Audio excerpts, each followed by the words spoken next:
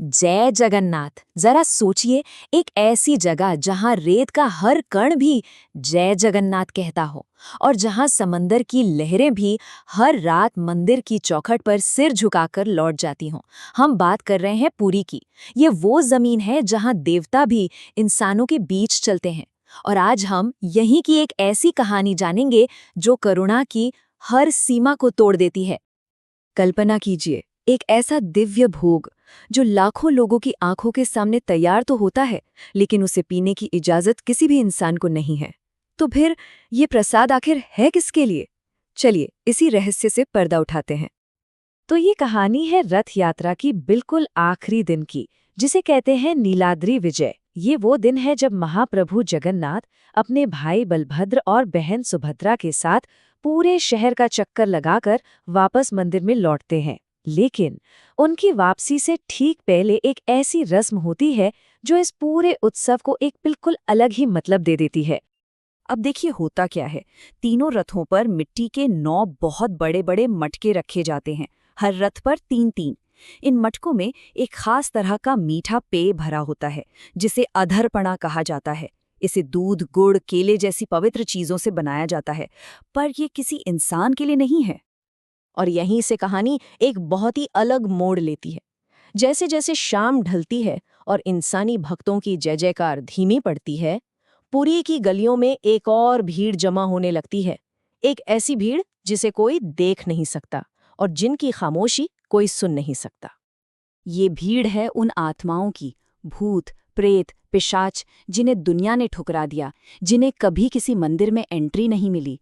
वो शमशानों से, खंडहरों से, अंधेरे कोनों से निकलकर आते हैं, सिर्फ एक उम्मीद लेकर, क्योंकि वो जानते हैं कि इस जगत में एक ही नाथ है जो किसी से भेदभाव नहीं करता।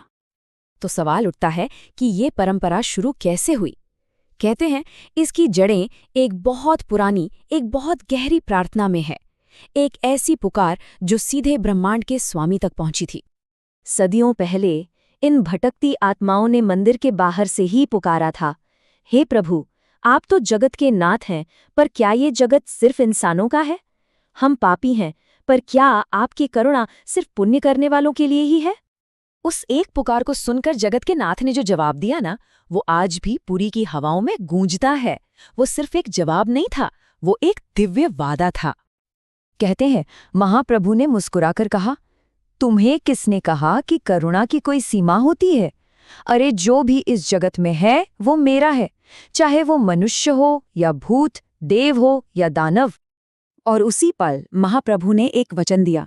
उन्होंने कहा कि हर साल रथ यात्रा के आखिरी दिन वो इन सभी आत्माओं के लिए एक ऐसा विशेष प्रसाद बनवाएंगे जो उन्हें शांति देगा, मुक्ति देगा। और उसी प्रसाद का नाम पड़ा अधरपणा, जिसका मतलब ही है एक दिव्य वादा। तो चलिए लौटते हैं आज के दिन में और देखते हैं कि ये वादा आज भी कैसे निभाया जा रहा है। जैसे ही रात गहराती है, वो पल आ जाता है जिसका इंतजार उन अदृश्य भक्तों को साल भर से था। मंदिर के सेवक आगे आते हैं, एक एक करके। पहले भगवान बलभद्र के रथ पर रखे 3 मटके तोड़े जाते हैं, फिर देवी सुभद्रा के रथ पर, और आखिर में महाप्रभु जगन्नाथ के रथ पर रखे मटकों को तोड़ा जाता है। कड़ाक! ये आवाज टूटने की है, पर ये विनाश की आवाज नहीं, ये आवाज है मुक्ति की। जैसे ही मटके टूटते हैं और अधरपणा रथों से बहकर जमीन पर फैलता है, वो इंतजार कर रही आत्माएं उसे ग्रहण करती हैं। ये सिर्फ एक पेय नहीं है, ये महाप्रभु की करुणा है जो उनकी सदियों की प्यास बुझाती है। तो आखिर में इस पूरी रस्म का मतलब क्या है? देखिए, ये सिर्फ भूतों को प्रसाद पिलाने की कहानी नहीं है, ये जगन्नाथ के असली रूप को समझने की कहानी है। जब वो मटके टूटते हैं ना, तो सिर्फ मिट्टी नहीं टूटती, उसके साथ टूटता है हमारा अहंकार, टूटता है अच्छे और बुरे का भेदभाव। और जब ये सब टूट जाता है तो सिर्फ एक ही चीज बहती है, करुणा, बिना किसी शर्त के, बिना किसी सीमा के।